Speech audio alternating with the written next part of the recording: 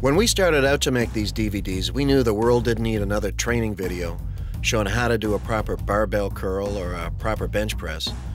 We did know that most of the top bodybuilders in the world are members of Team MuscleTech, and they had a lot to say about how to build a championship body, and that's where we put the emphasis.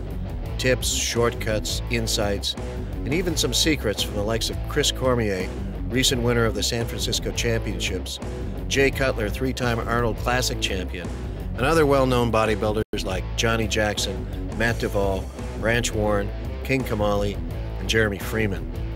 And to round out the roster, Charles Glass, trainer to the champions. So we had our hook, how to build a championship body. We also knew that music can play a big part in anybody's routine, so we decided to add the music video factor. So now we had our style, all we needed was a location to match.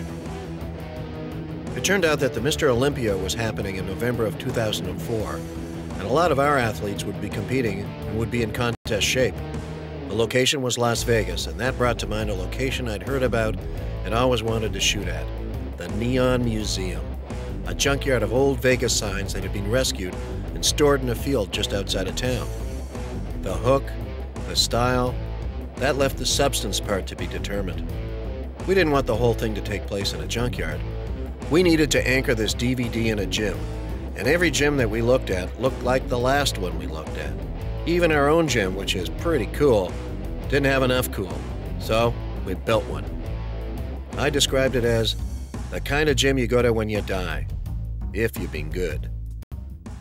Now we pretty much had everything, the hook, the style, the substance, but what we still needed was that one thing every good video should have, the unexpected.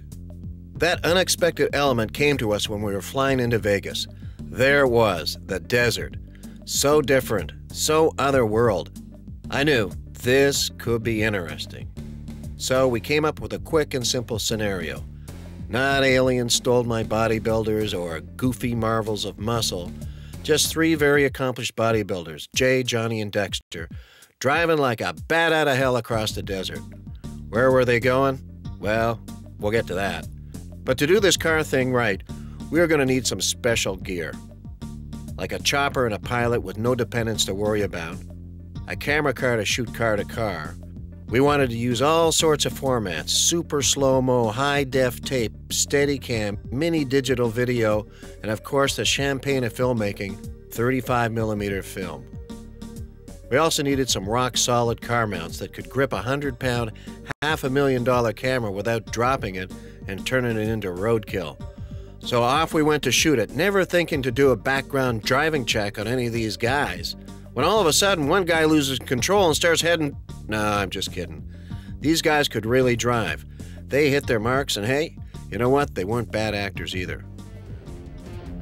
Next stop was the Boneyard, where for some unknown reason these guys arrived after coming out of the desert. You can blame that one on me. But at least there wasn't any big honking spiders in there. One of the biggest production issues was feeding the guys every few hours and feeding them right. Every production has a craft table or a snack table. Smarties, cheesies, chips, and chocolate bars. And the crew food isn't always that lean. Lots of gravy, fries. So we had a full-time cook cooking whatever these guys wanted, however they wanted it cooked. The Boneyard was the perfect location for the arrival and the workout. Everywhere you turned there was a great piece of this or a great piece of that. Everything was a perfect backdrop. There are some areas you haven't even seen yet, like this part. But that'll come in the director's cut later. Once we milked the Boneyard location, it was off to Canada to shoot the insights, shortcuts, and all that secret stuff. Now, Toronto isn't the mecca of bodybuilding, but it is a great film town, and it's here where we build our set, part gym, part meeting place.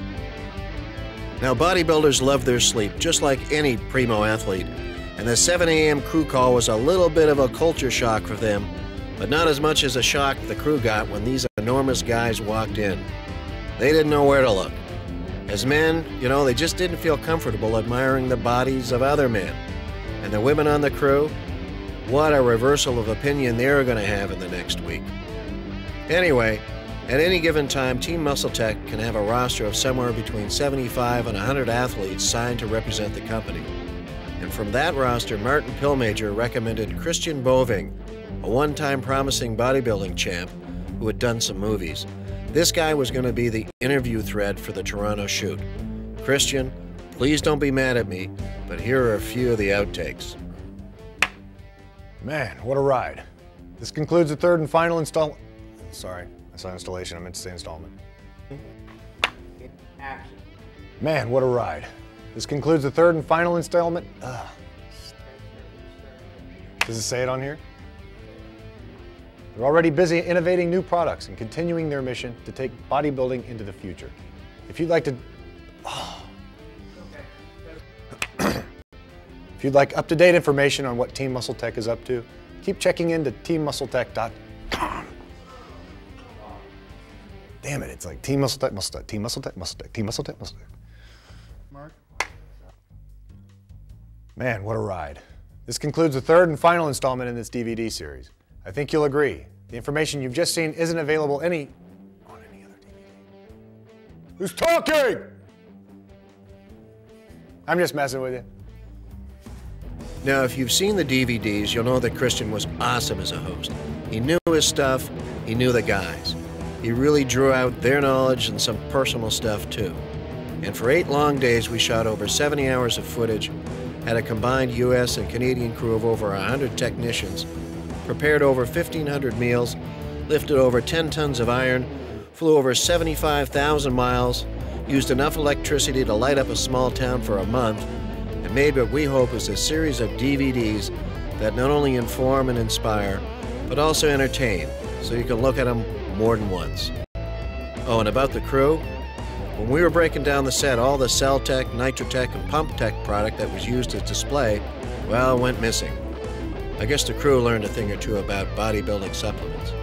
And about the women working on the crew, where they once were a little unsure about these champions, in the end they couldn't wait to get the guys into makeup and into wardrobe. From the Muscle Tech team, take care and watch for the Director's Cut DVD coming out this summer. I'm David Van Fleet, executive producer of these DVDs.